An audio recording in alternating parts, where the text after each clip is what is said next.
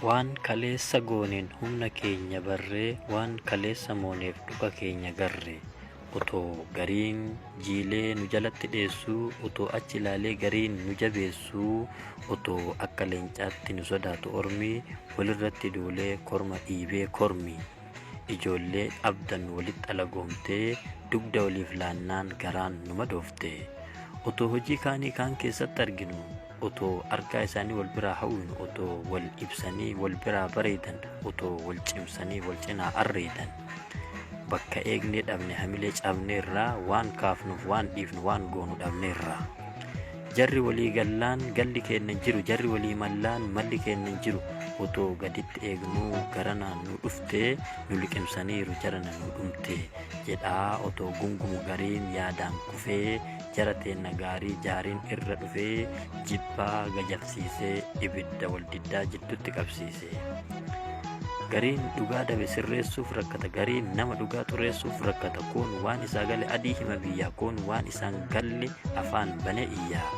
Ergasii jaalalli walirraa fagaatee, akka ta'u dhiiftee akka hin taane taatee, dhiirran fagoon eegnu dhiyootti wal dhaban, jechaan wal madeessaa wal dhiibuu jalqaban.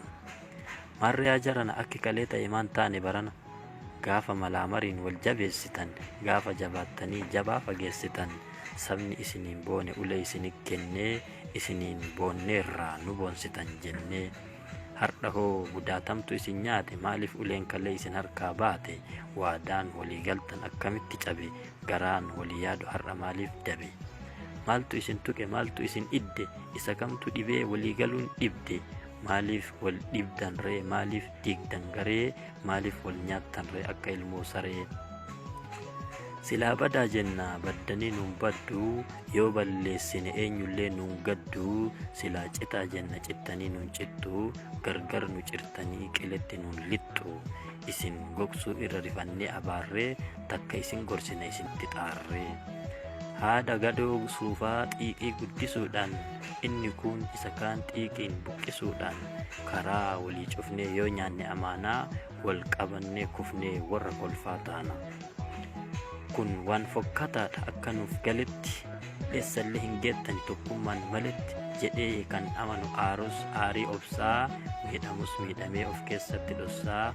Ummata abdatee rakkoo galus galee, ummataaf rakkatee rakkoo fura malee. Waan argaa dhageettiif namarraa fokkisu, guddaan akka ijoollee walitti hin qoxxisu. Akka of hin sobne Oromoo sobatti, waan takka hin gootan hin mootan kophatti. Tapha daa'immanii taphachuu dagadhaa, waan guddaan hojjetu hojjechuuf rakkadhaa.